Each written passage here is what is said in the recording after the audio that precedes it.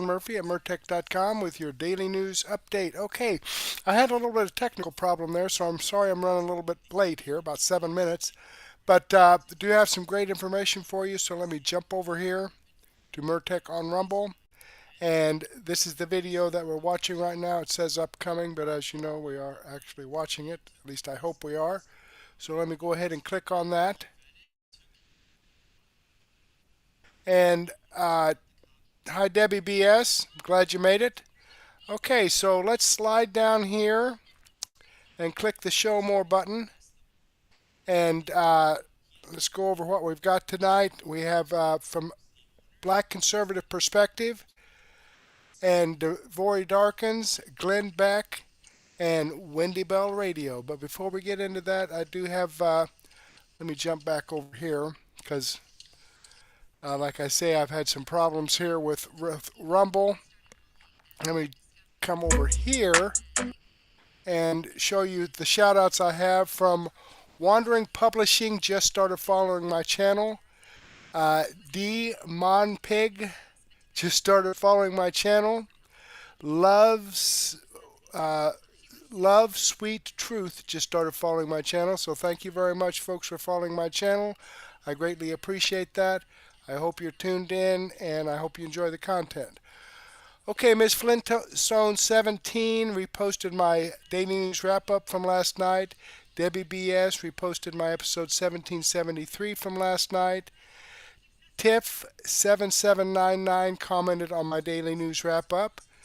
Also, Run Sun Trails commented on my episode 1771.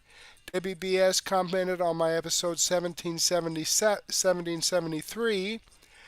And Debbie BS commented on my extra 558A, 558B, and 558C. So let me give that a thumbs up. And I had to restart my video. So what I'm going to do here, so I've got two copies out here. One is the live stream and one is where Rumble just kind of screwed up on me. So I'm going to jump over here and put this comment right here with the actual live stream. Uh-oh, looks like I've said that before. Okay, well I did as a matter of fact. Let me do this. See if it likes that. Oh my goodness, amazing. Oh, Rumble, sometimes you definitely test my patience here. Okay, let me slide down here and start with, well, first I have a comment of the day from Tiff7799 on my daily news wrap-up from last night. Okay? And she said, sick of chicks on the right, I'm going to personally unfollow them. Attacking Candace is relentless and immature. It's totally turned me off of them. Talk about trash. Well, excuse me, but sometimes chicks on the right can do that. Normally they have some pretty good information, but yeah, I will have to agree with Tiff that they have gone just a little bit overboard. So there's the comment from Tiff7799. So until they have been on Candace and the Charlie Kirk thing, Erica Kirk. What I have, if you noticed, I have not been covering much of that. If I have, it's just like been something that was said. Although the video that I shared in my daily news wrap up, I don't have time to filter through all of those videos. I just put videos in there from trusted sources. But Tiff, if you're listening, I'm not going to share Chicks on the Right until they get onto a different subject, okay? I put this information out for you guys. If you like it, that's great. If you don't, let me know, and we'll do some arrangements here. Okay, with that being said, let's jump into Black Conservative Perspective. Woke LA resident makes insane excuse after another massive teen mob ransacks and loots 7-Eleven. Amazing. Okay, let's see what he has to say here. And if this will start playing, here we go.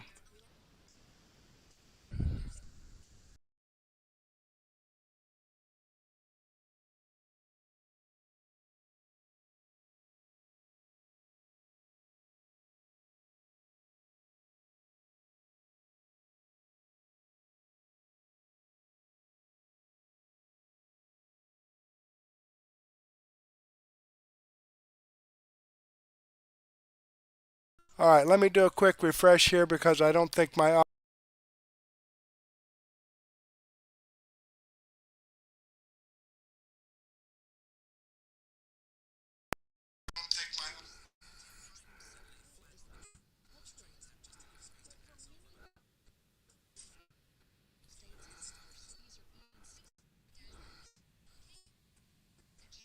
let me back this up for you. All right, Mayor, try we like this to ask again. all of our guests what they've had it with. So, Mayor Karen Bass, what have you had it with? I've had it with that right there. This crazy depiction of what is happening in Los Angeles that is not true. Being crime ridden, riots all over the city. I have had it. Los Angeles is a great city, and the depiction of LA is completely false. Don't you think we live in a red state? And so I feel like there is an undertone and overtone of race that is in this messaging, because we all know that big cities are more diverse, and that's what makes them so cool, is the multiculturalism. But for many people isolated maybe in flyover states and smaller cities or even small towns, this caricature has been depicted like that it is just, crime everywhere you go. And the fact that it seems like Trump is going after cities where the mayor has a little bit more melanin in their skin seems to be something that I'm seeing that he knows he can do. Boy, oh boy, oh boy, oh boy, oh boy. So we got to talk about yet again another right-wing conspiracy theory, which is that these liberal cities like Los Angeles, California, have a crime problem, specifically a crime problem when it comes to young teenagers. Okay, we've talked about the city of Chicago, which is facing a teen crime problem that woke Mayor Brandon Johnson is having a hard time dealing with and acknowledging the reality of. Look, demonizing children is wrong. We have to keep them safe as well. Have you ever taught middle school? I have. Have you ever raised young people? Do you understand the risk that young people take just because they're young? Do you know that home plate is at the bottom of my stairs? I found that out when my son was sliding down those stairs trying to score. They're young. Sometimes they make silly decisions. They do. And so we have to make sure that we are investing to make sure that young people know that they are supported. You're asking. You're asking me whether or not. And by the way, the people who interact with me agree with me. They don't agree with you. Take a look at the comments. We got it. But the fact of the matter is simply this: that the fact that you think that a Christmas market across the street from City Hall is more a threat to public safety than violent black teenagers running down State Street shooting people. All right. At a Christmas tree lighting shows your priorities. What do you say to those people, citizens, black, brown, business leaders? What do you say to those people? Got it. Yeah. That if they get a phone call from you or they get an interaction with you, they should avoid you. I'm not going to entertain, because the whole premise of everything that you bring up is not only disgusting and racist, it does no facts to. Yeah. So acknowledging reality is racist, right? That is basically the takeaway from liberals who continue to deny reality, right? And if acknowledging reality makes me racist, then it is what it is, okay? Because we got another reality check here, as a story is going viral about a 7-Eleven in Los Angeles being looted by a group of teenagers. Another 7-Eleven ransacked by a pack of teens on bikes. And tonight, CBS LA's Lauren Posen shows this video of how it all went down. And she shows this video shot by a person who tried to stop the mob. We've covered plenty of these stories before. Kids on bikes mobbing convenience stores. The 7-Eleven behind me is just the latest one to be attacked. But what makes this story different is that someone inside the group actually tried to stop it. Stop! Content creator Wavy Michelle signed up for the ride and recorded it all. She wanted to document a ride out when a group of teens ride their BMX-style bikes, sometimes take over streets. But she didn't sign up for this. Some kids were out there just to support. Like, literally, kids came to just ride and have fun, but it's the ones that, you know, like, that don't really care, don't have morals, that just decided, I'm gonna just do whatever. In the video, you see people trying to break the door of the 7-Eleven, even after workers try to close it. Michelle tries to get them to stop. Yo, stop. Yo, guys. Yo, They eventually get inside, though, and tear the place apart. And then even more people try to get in. somebody was trying to break back in, and like, I was not gonna let that happen. When it was over, she goes inside and records the damage. She tells the clerk she would pay for it, too. He didn't really say much. I feel like in the moment, he was like, he's like shocked. You feel me? All right, y'all, quick break from the show because this is important. Look, we talk a lot. That means you need to serve unless for whatever reason, these liberals, yourself and your family isn't just common sense. It's conservative values in action. We've seen this story time and time and time again. And for whatever reason, these liberal cities aren't doing anything about this. Again, something that you only see in these big liberal cities. So without further ado, let's get into it. Plus, it has happened again, a wild takeover at a local 7-Eleven like this one from last year. Welcome, everybody, to the Fox 11 News at 10 o'clock. I'm Marla Tejas. And I'm Christine Devine. New at 10. You've seen these videos of 7-Eleven takeovers. Now it's happened again, this time in downtown L.A. Dozens of teens this weekend overwhelming and robbing a 7-Eleven in broad daylight. Fox 11's Matthew Seedorf, he's live there in downtown outside LAPD with the latest on this case. Matthew? Well, tonight, police are looking through that video that's pretty wild to watch. In it, you can see dozens of teens swarm a 7-Eleven like hungry bees.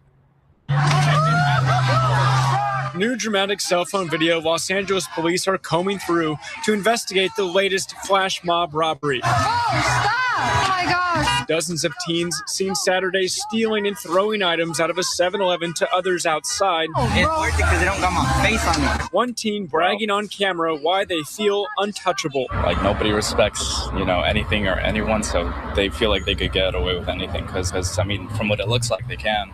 Yeah, they can, right? They don't respect law and order.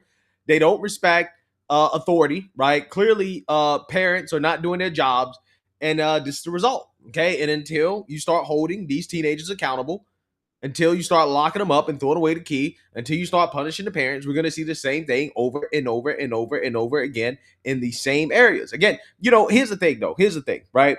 When you do see this, rarely, right, in a red state or a red county or a red town, right, the problem is cleaned up. Okay, like, for example, I did a video yesterday about Sheriff Grady Judd, who arrested a bunch of teenagers who were on a football team visiting from Philadelphia, a liberal city, and he humiliated them, right, publicly, right? The video went viral, okay? It went viral.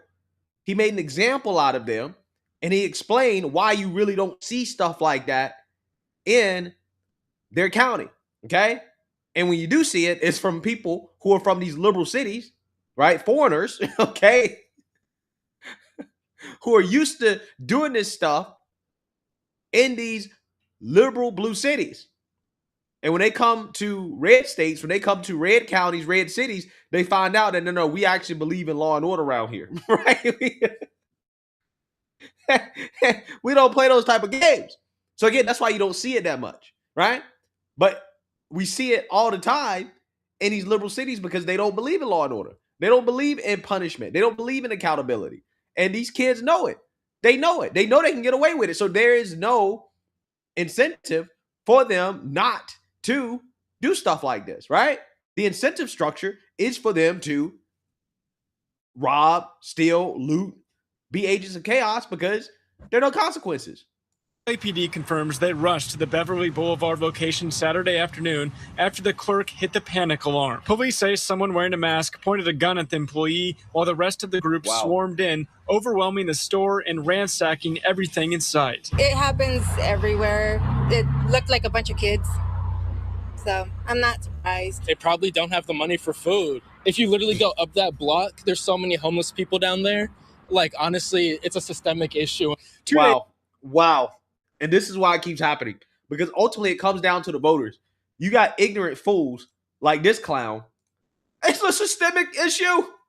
They're hungry. You have homeless people down the street, right? Basically, what he's saying is that it's not their fault, right? It's not their fault.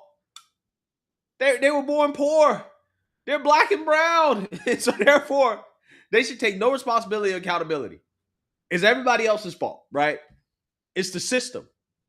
It's like, no, it's not the system. It's the choices of these individual kids being born into quote unquote poverty, which by the way, right, I'm trying to figure out why are their lives so hard in a progressive state like California, right? I thought that they believe in wealth redistribution. They got high taxes. I thought that all of these investments in the poor, in the homeless, I thought that this stuff was supposed to stop poverty, right? Which according to liberals, their theory, that's supposed to stop crime, right? Crime is a function of poverty, according to individuals like this. Why are there still impoverished children to the point where they are looting 7-Elevens in progressive states and cities like California and Los Angeles? Why is that still happening? Why is that still happening? I'm trying to figure it out.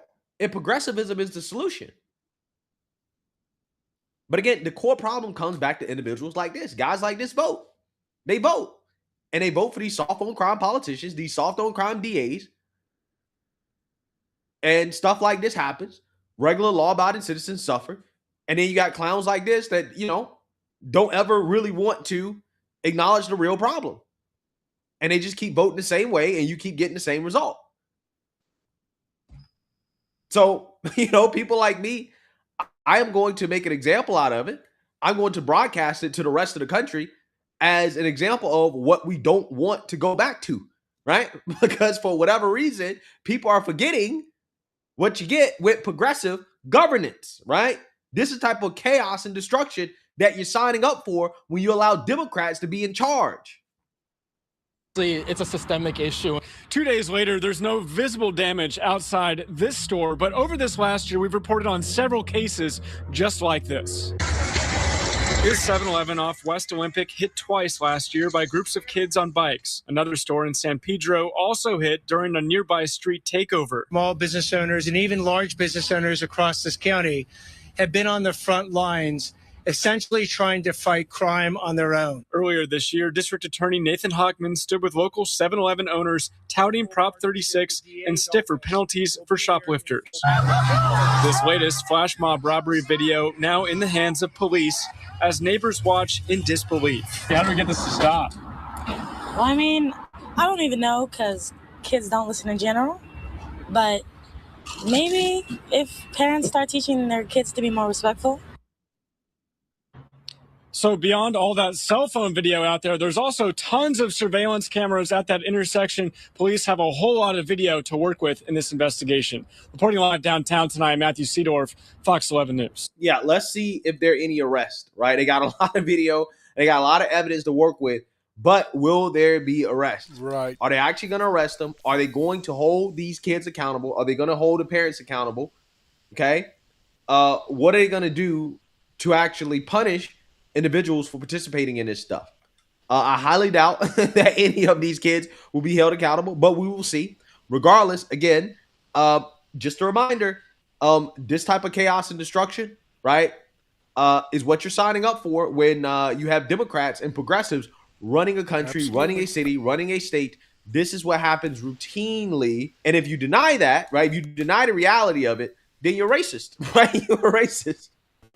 Okay, there you have it, folks. And it amazes me how people continue to vote for these politicians that think it's okay for vandals to destroy stores like that. It's unbelievable. Unbelievable. Okay, as you can see here, this does come from Black Conservative Perspective. I am following his channel. I've given him a thumbs up. I hope you do the same thing for me. All right, let's jump back here and see what's next with Devory Darkins. He always has some good stuff. Democrats dealt massive blow during heated congressional hearing with Kristi Noem. This is very interesting. Let's take a listen. I'm going to get it up here. There we go. Let me get it up here. Okay. Share this. Very privileged and honored today. Below, and please do not forget to subscribe. Let's start here.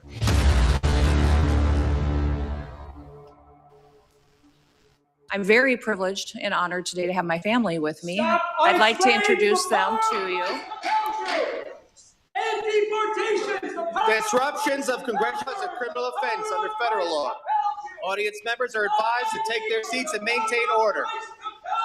The chairman may now ask Capitol Police to remove and arrest the persons creating the disturbance. Get ICE off our streets! Stop terrorizing our community!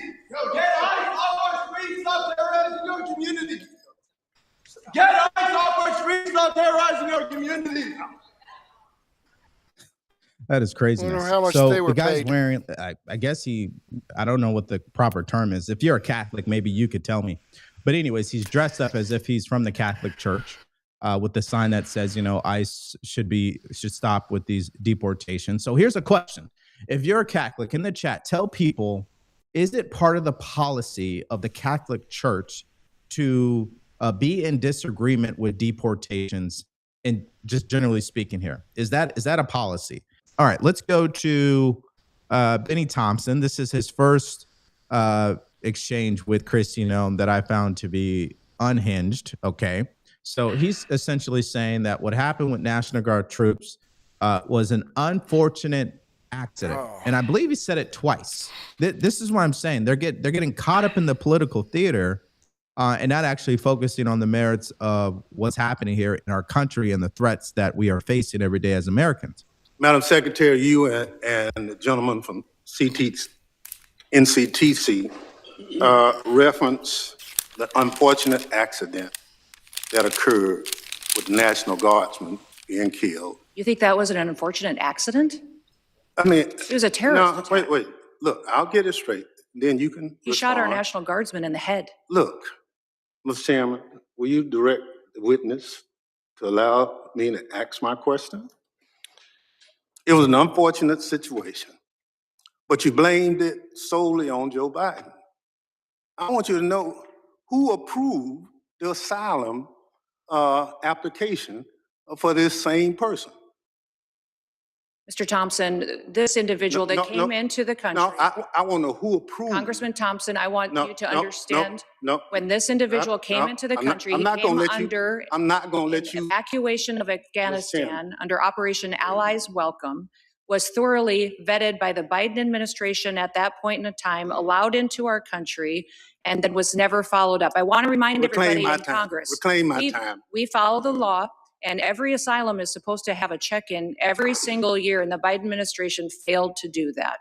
They vetted this individual, allowed them into our country, and did not do due Witness will allow the gentleman to ask his question. Yes or no? Who approved the asylum claim? All right, we know who approved the asylum claim. It was the Trump administration. But why did they approve the asylum claim? He doesn't want to ask that question, right?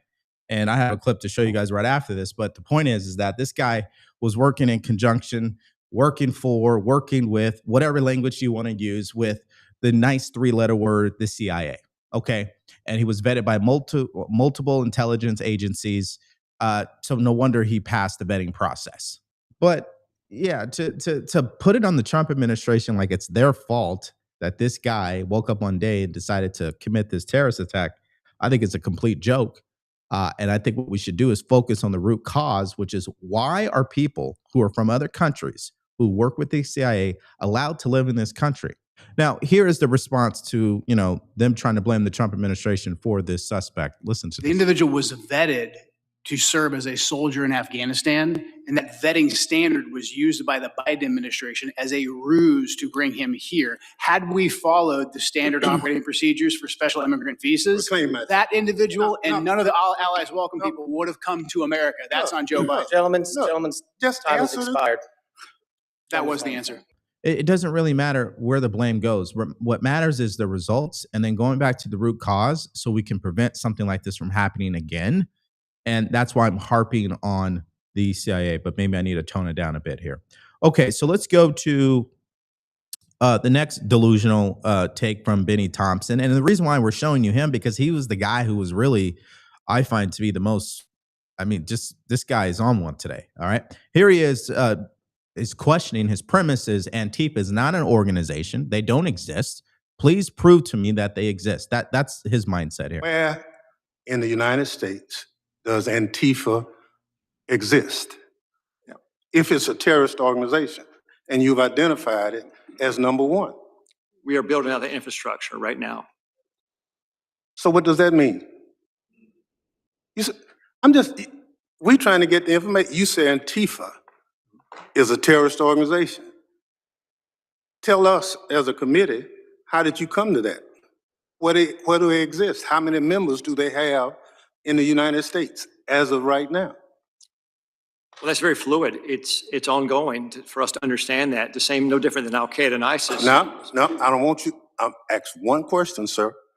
I just want you to tell us. If you said Antifa is the number one domestic terrorist organization operating in the United States, I just need to know where they are, how many people. I don't want a name. I don't want anything like that. Just how many people have you identified with the FBI that Antifa is made of? Well, the investigations are active. So you wouldn't come to this committee and say something you can't prove. I know you wouldn't do that. But you did. Okay. You guys want to answer the question for him? I think we all know Antifa exists at this point. I mean, what is the difference between the cartels and Antifa? Can anybody tell me what the difference is? I mean, obviously there's a financial difference. I obviously, and you know, cartels usually their home is from the country of Mexico, other countries, of course. But essentially, if they're operating here in America, what is the difference exactly? There is no difference. They both are really doing the same thing, which is terrorizing this country. They don't need a bank account and a headquarter building in, you know, some state in some city to prove that they are an organization. You think the cartel has a headquarters building in Los Angeles? Come on. But these are the games that Democrats are still continuing to play. And they come out every day and say they're fighting for the American people. They say they want to keep Americans safe. But when we talk about real issues like cartel activity, when we talk about Antifa, when we talk about these, you know, terrorist groups here domestically, they act like they don't want to have a serious conversation about it. And then you combine that with mainstream media who comes in and says, well, now it's time to fact check what Kristi Noem was saying, to fact check this hearing, because what they're doing is lying. You guys see the coordinated effort here? This is exactly what's taking place. Let's listen to this fact check by CNN. And Daniel, one of the things we've heard during this hearing from Kristi Noem is 15 to 20 million cross the southern border under the Biden administration. Give us the facts. So that range is too high. We know that the number is in the millions. There was an influx of asylum seekers during the Biden administration, but official federal data shows that there were under 11 million so-called encounters with migrants at the southern border during the Biden administration. And critically, that includes millions who were rapidly expelled from the country, many of whom who tried more than once. So that's not even 11 million people. Even if you add in these so-called gotaways, people who evaded detection, estimated by House Republicans at about 2.2 million under Biden, that still doesn't get you close to a 20 million number that Secretary Noem and President Trump keep using. So we see where this particular hearing is going, which brings me to this message from today's sponsor, Lear Capital. You got to ignore the noise and the drama and focusing. What I asked you guys, because he's a complete joke. How many people do you think crossed the border during the Biden administration? If you had to put a number on it, put it in the chat. I'm going to read it right now. According to CNN, it wasn't that many people. According to CNN, I mean, we don't go to them for facts, of course, but I just don't understand what the objective is to fact check that particular number, because they don't know either. To say that, well, you know, she's lying, well, that would mean that you have definitive proof of what the actual number is. They don't. Okay. Do you think terrorizing American citizens and assaulting peaceful protesters isn't far enough? Congressman, the Department of Homeland Security and this administration complies with all federal court orders. We always have and we always will. Not true. And we will continue to appeal. And sir, I will even tell you that at the highest court, at the Supreme Court, the Department of Homeland Security in our litigation has an over 90% success rate in winning at the highest court in our battle against activist judges across this country. Madam We have Secretary, activist judges that we will continue to appeal. And then when it gets to the highest court and we get a decision, it is proven that I we want to are reclaim my right, time that we here. have been compliant.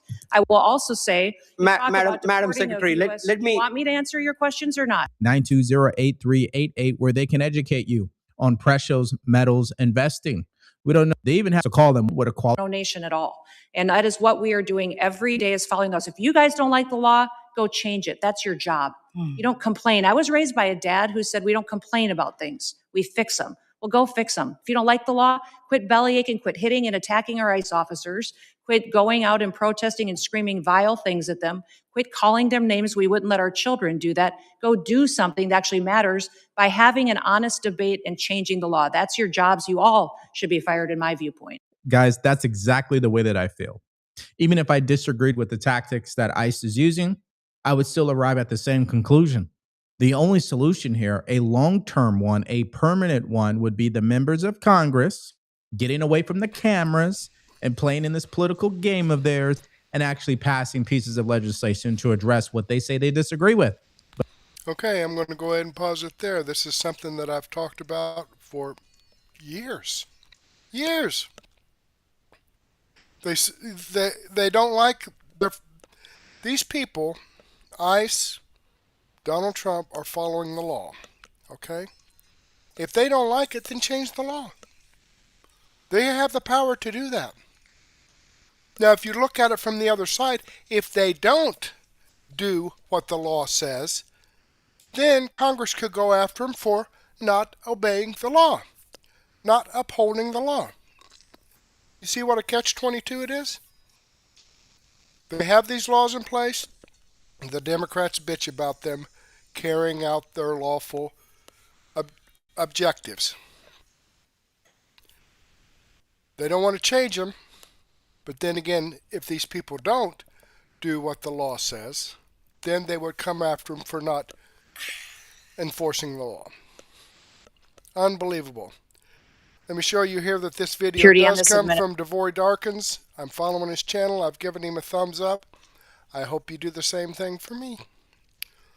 Okay, let's jump back here and see what Glenn Beck has to say. This is something interesting here about that oil tanker that was seized. The real reason Trump seized the oil tanker off Venezuela coast. Good stuff.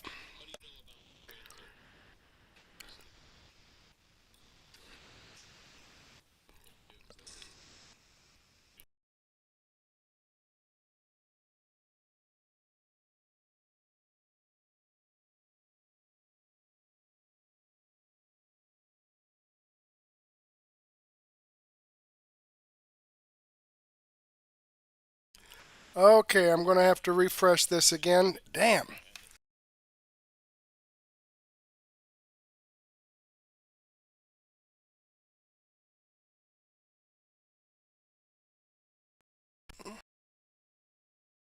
Okay, let's try this again. I apologize. Like I said, Rumble is definitely getting hacked. It's acting all weird tonight. Let's try it if it works. Know about the oil tanker that we seized yesterday? I mean, very little. What's been in the news. That's it. Okay. Oil tanker. Everybody's like, we took an oil tanker now. Yeah, what oil tanker? This oil tanker has been a bone of contention between us and Venezuela for a very, very long time because they are taking oil basically to China. And we have said no, and they've also been doing it with Iran, taking some Iranian oil with this tanker, et cetera, et cetera. It has been it's a troubled oil tanker. So finally, Donald Trump just said yesterday, enough is enough. That is not that's a message to China. That's all that was. You know, we are when you look at what's happening in Venezuela, here's what I want you to understand. The world is profoundly changing. Now, I would have been telling you this had Kamala Harris been in. I would have been telling you the world is profoundly changing, and it's going to go into a global structure. And we're going to have one world government, and then China and Russia. There'd be, that. The West would go into one world government. That's what I would be telling you today. I'm telling you now, we are going into another kind of reset, not the Great Reset, but a different reset. And this one is going to go to nation states. And the United States is protecting itself and setting up. You remember the chalkboard when I said, the disease from the Islamists and the anarchists and the socialists and communists would spread around the world? The last part of that chalkboard is not that it would just spread around the world, but it would try to collapse the systems. Okay. Our systems, both East and West, are collapsing as we know it. And, another chalkboard I put out about 2015, I wish I had Glenn AI up right to now because I could go and find it for you.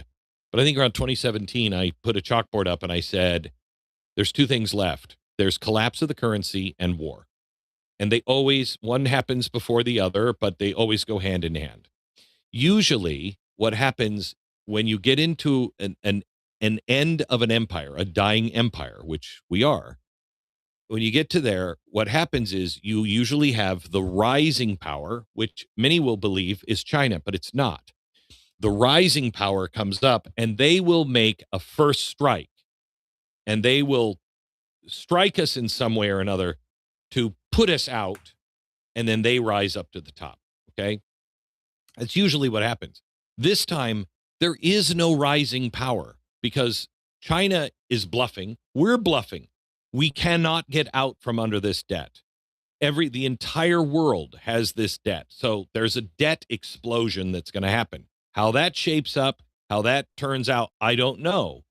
But war will come with it because it's going to be such a profound change. Now, what's happening is we're not going into one system. We're going into two systems. There will be one system for the East and one system for the West. I'm convinced of that.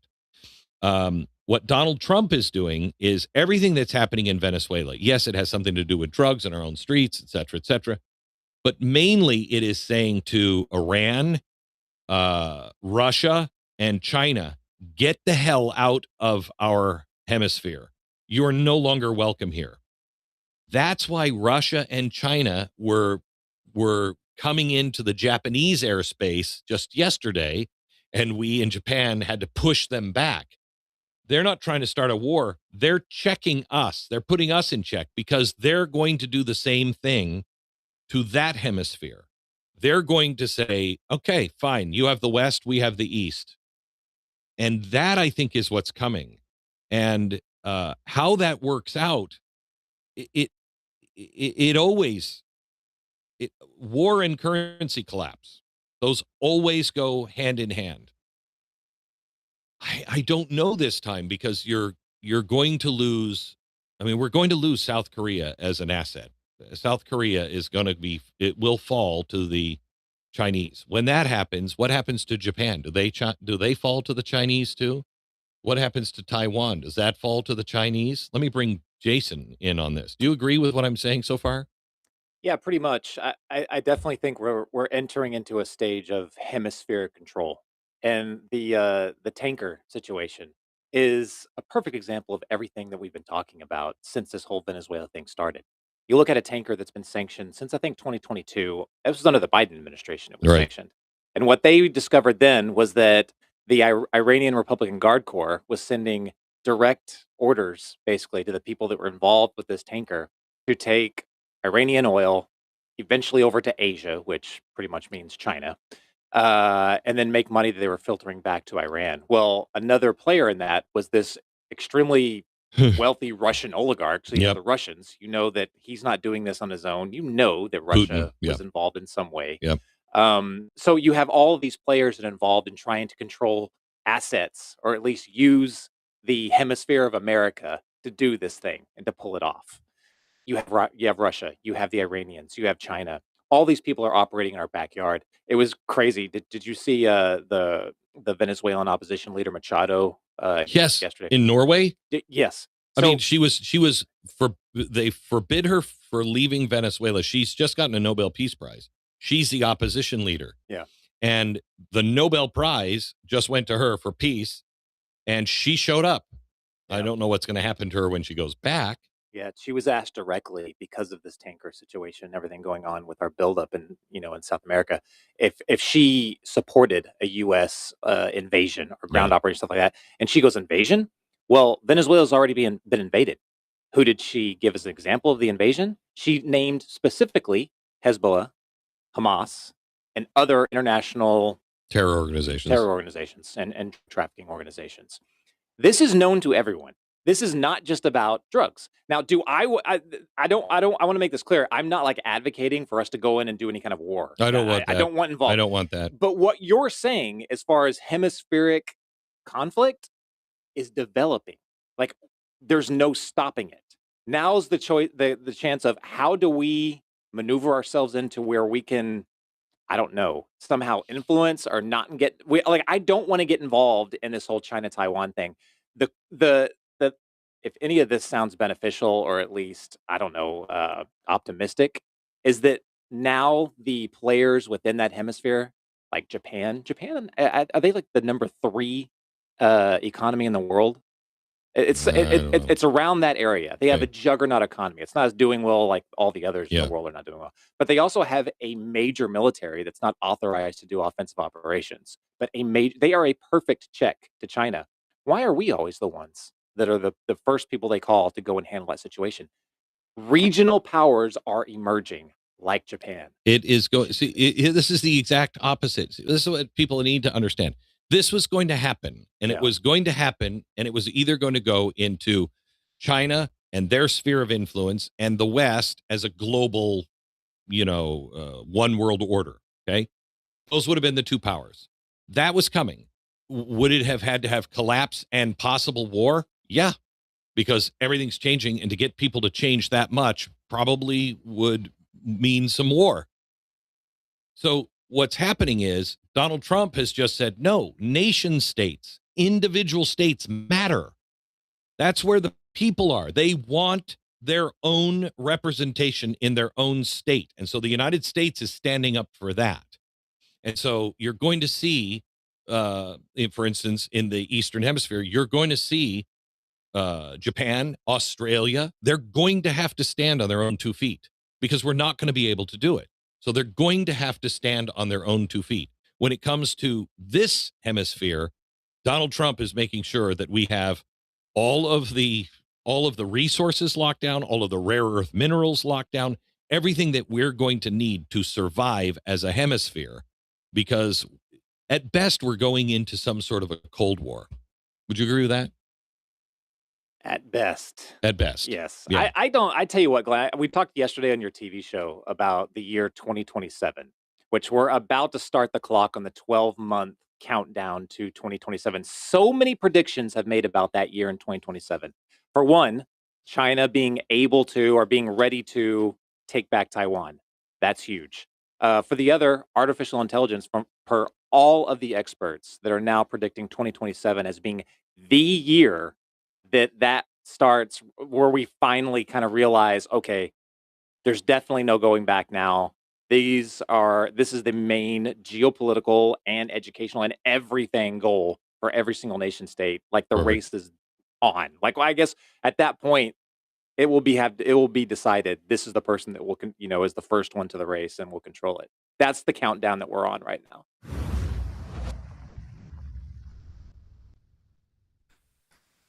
All righty, folks, there you have it. This video does come from Glenn Beck.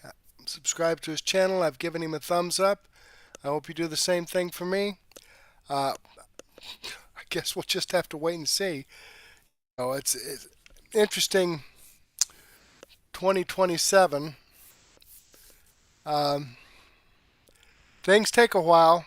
Hopefully things can get turned around within the next year and a half or whatever. We'll just have to wait and see and pray. Okay, let's jump back here and let's wrap up this information with some stuff from Wendy Bell. Okay, for some reason I don't have the title to this video in here, but the title of the video is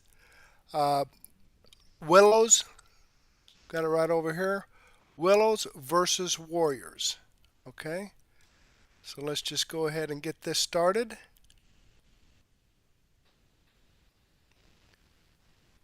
Here we go. If it starts playing, that'll be fantastic. Oh, Jasmine.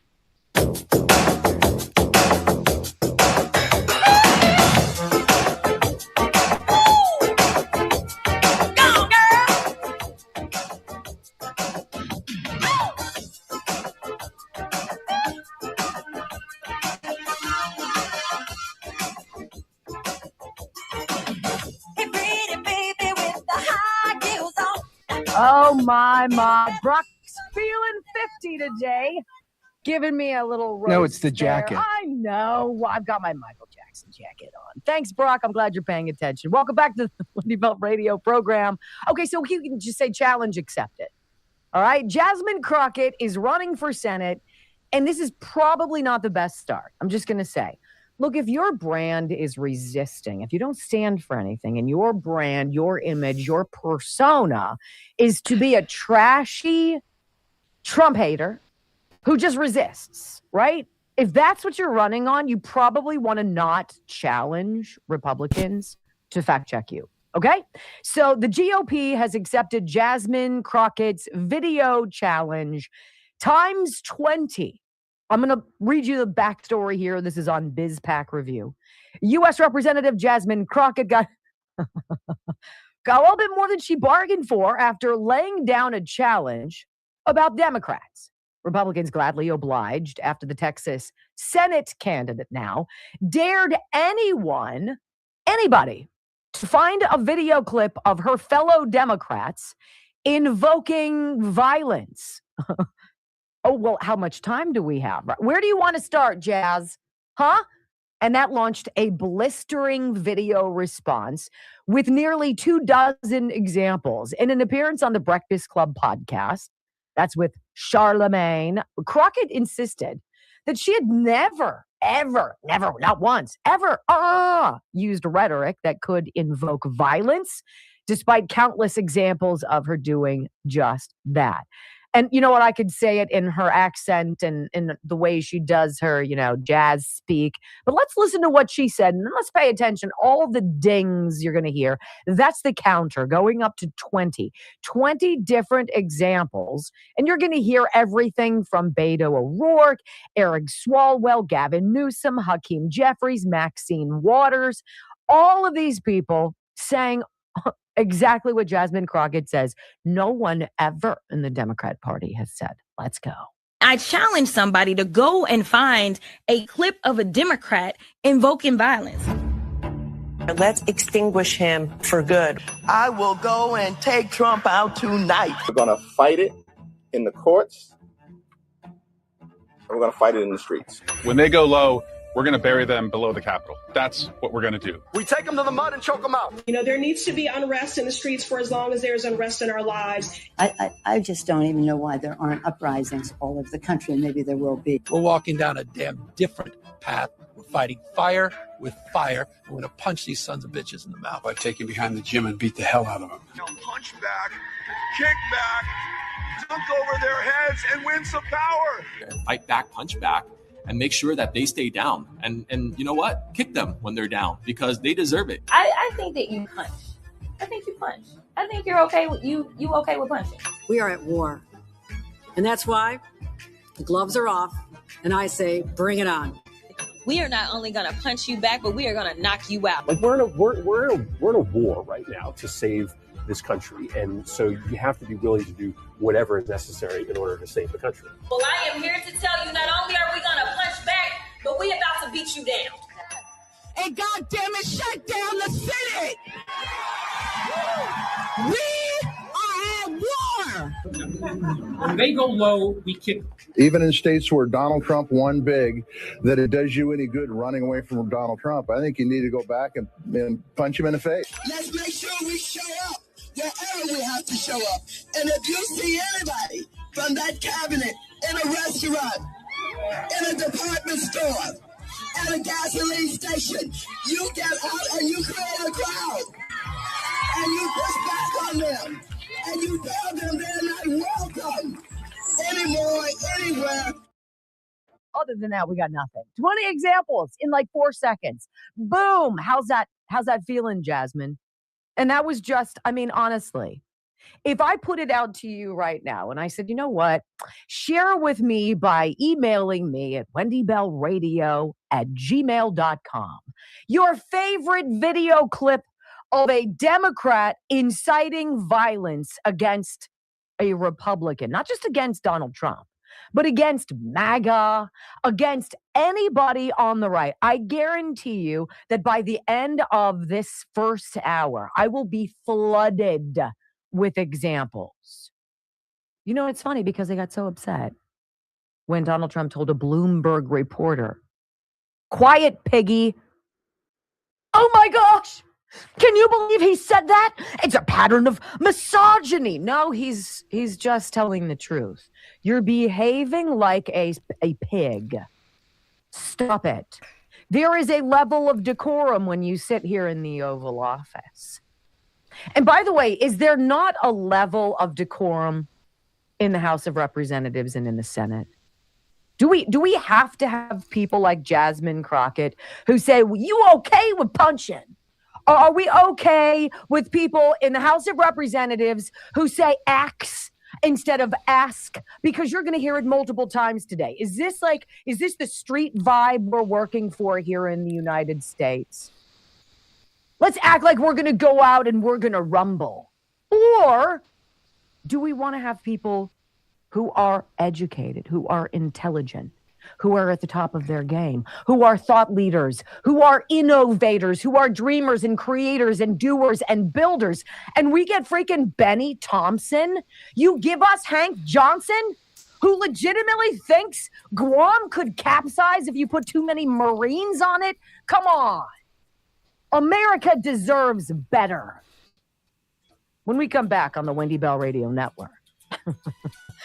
Donald Trump pardons 2020 election whistleblower Tina Peters.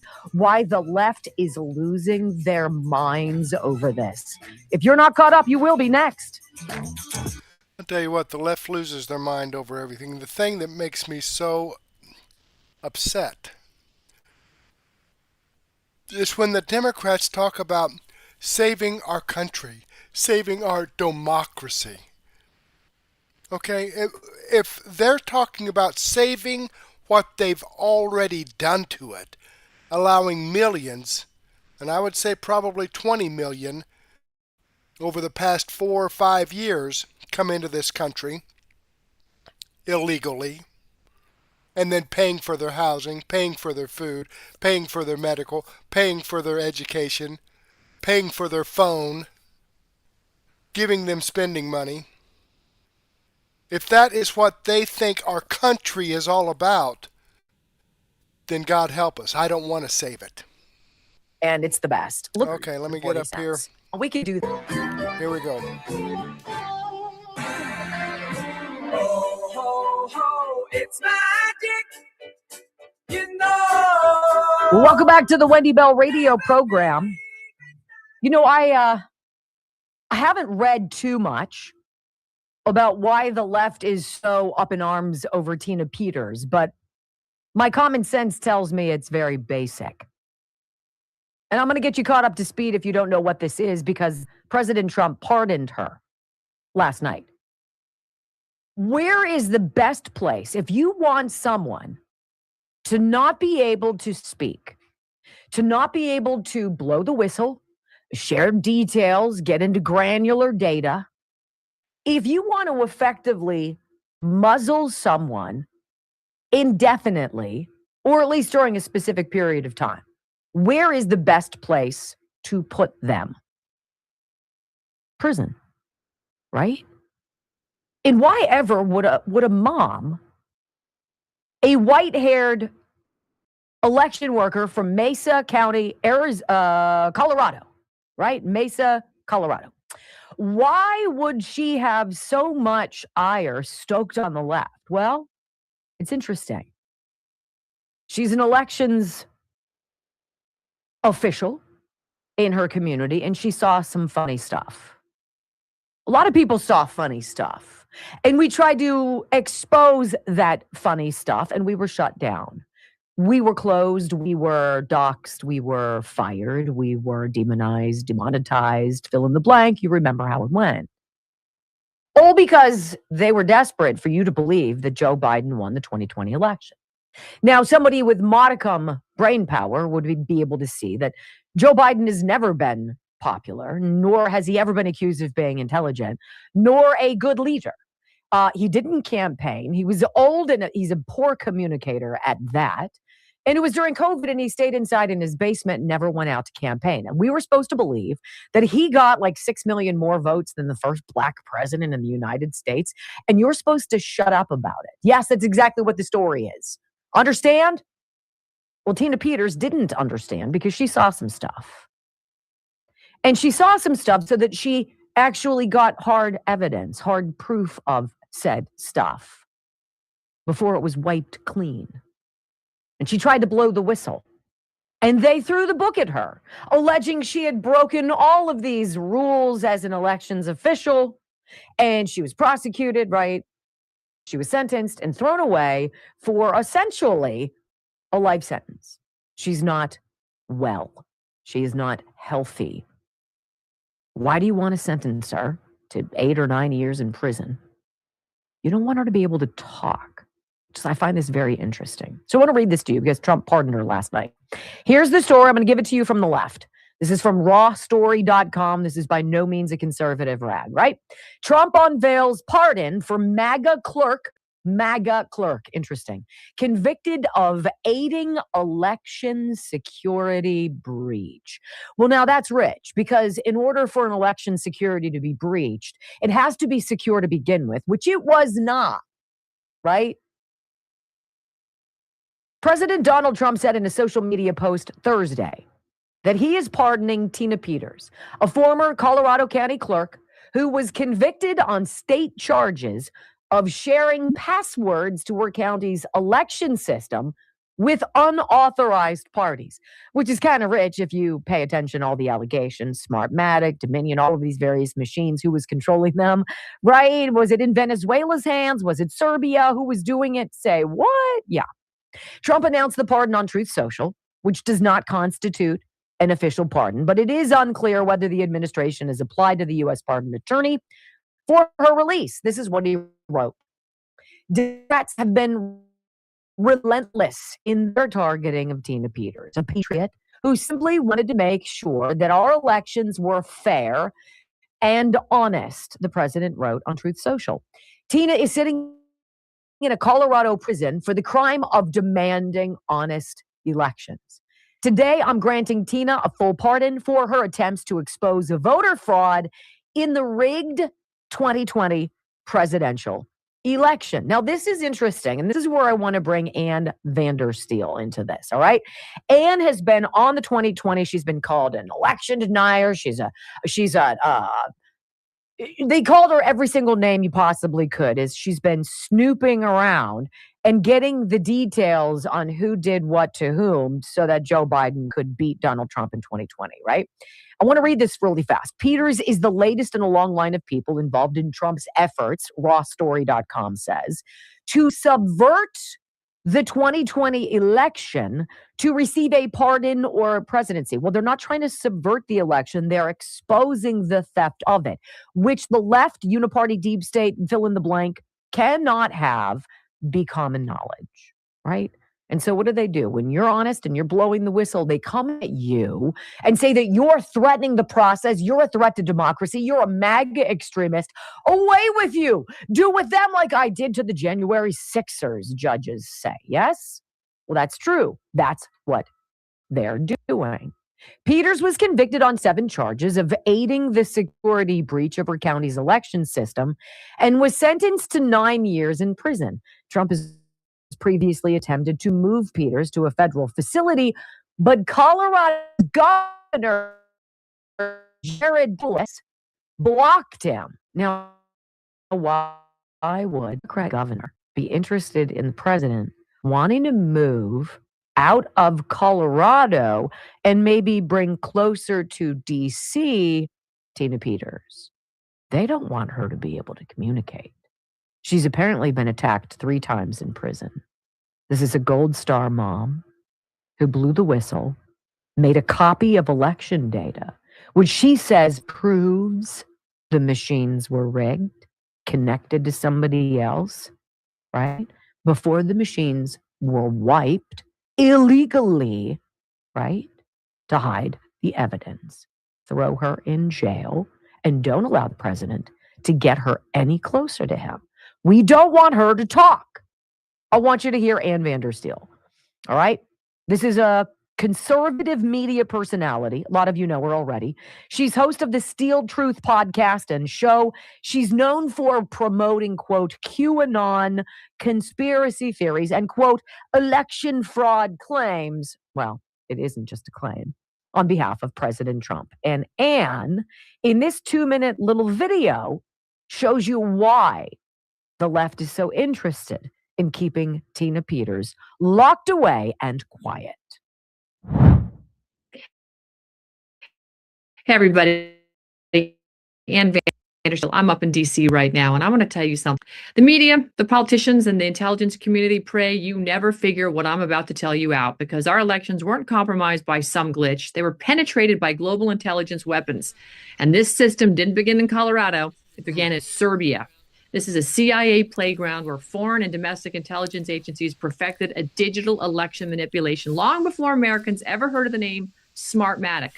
Intelligence elections, yeah, that's right. From there, it was handed off to Venezuelans military, weaponized through Smartmatic to flip elections, delete logs, and control entire nations. And that architecture, that foreign military infrastructure was quietly slipped into the U.S. And I saw it myself. I was down there with Michael Yon in Panama on the Darien Gap. We watched the military-age men from Venezuela and others around the world come into our country.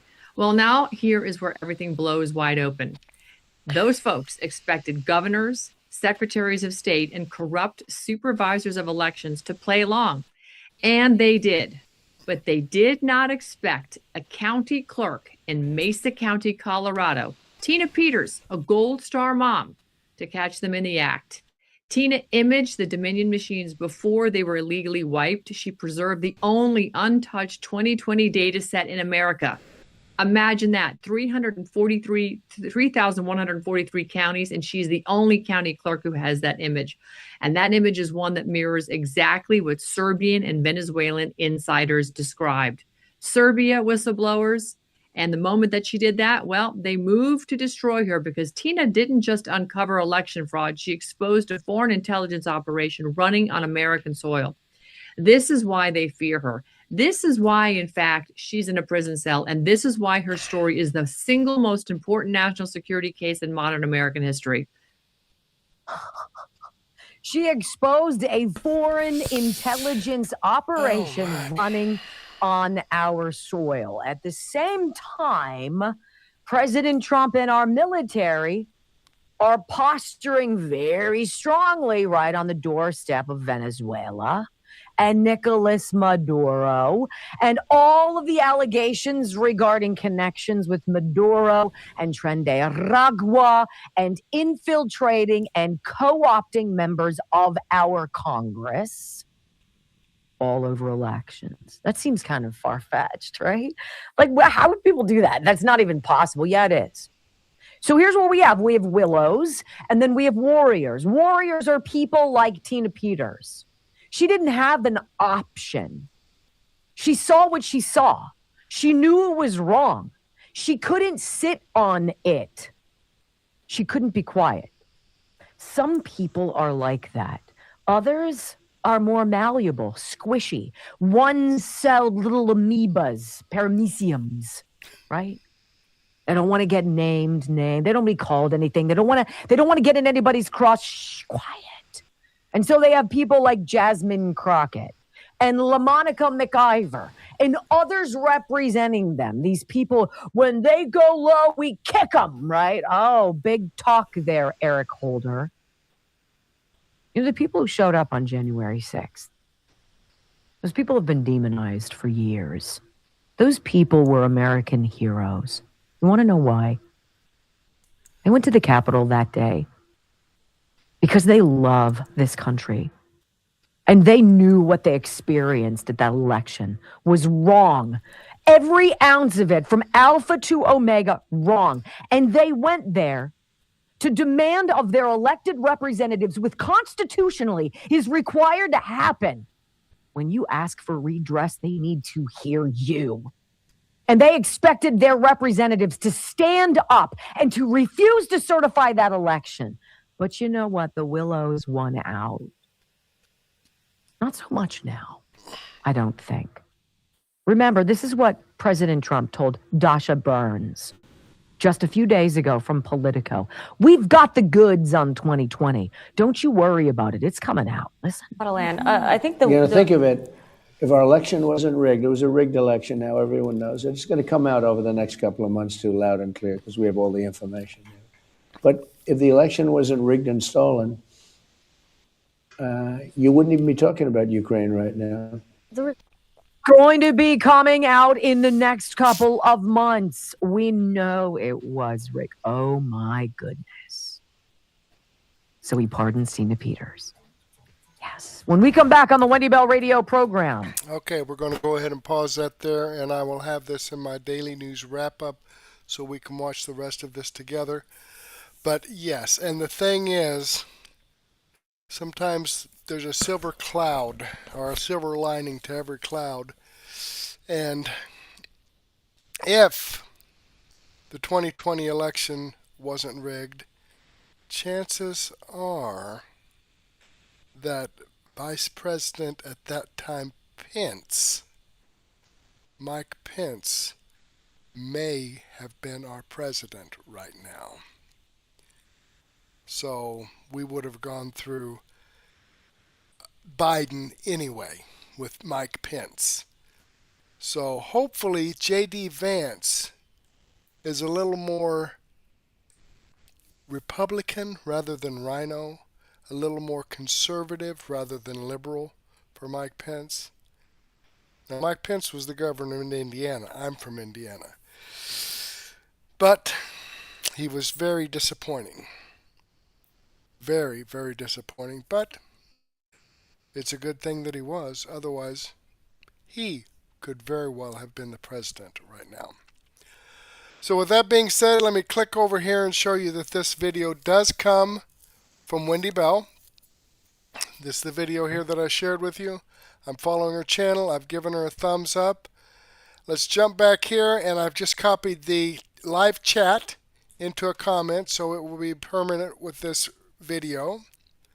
Okay, and remind you that these videos that I have shared with you tonight are videos that come directly from the producers.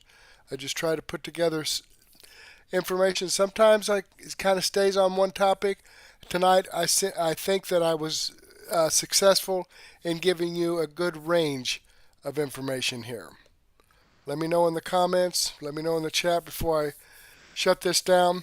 But that's what I try to do, folks, is give you information and news that you're not going to get on the mainstream media. So with that being said, let me jump back here and also remind you that these videos are videos that I post on Mertech.com, where I have over 55 no-nonsense, common sense, logic, and truth videos. Your one-stop shop for information that you're not going to get on the mainstream media. Now, I mentioned my daily news wrap-up. Let's go ahead and take a look at that. I've started building my playlist. Here's Wendy Bell. As I said, we're going to go ahead and finish up with her video. Right Side Broadcasting with Laura Trump. X22 report, some Benny Johnson information, some more X22 report, his episode A featuring financial information, and episode B here featuring his geopolitical information. some information from Ryan Dawson, We the People News, Stephen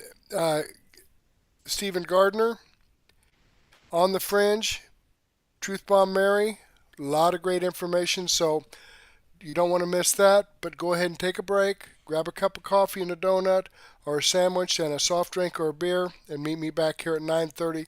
Give me a chance to make sure I have my playlist all tuned up and get my Rumble Studio together. Hopefully the glitches are gone, but we'll get this going at 9:30. In the meantime, I do want to thank you for being with me. Hopefully, I will get to see you later, and may God bless.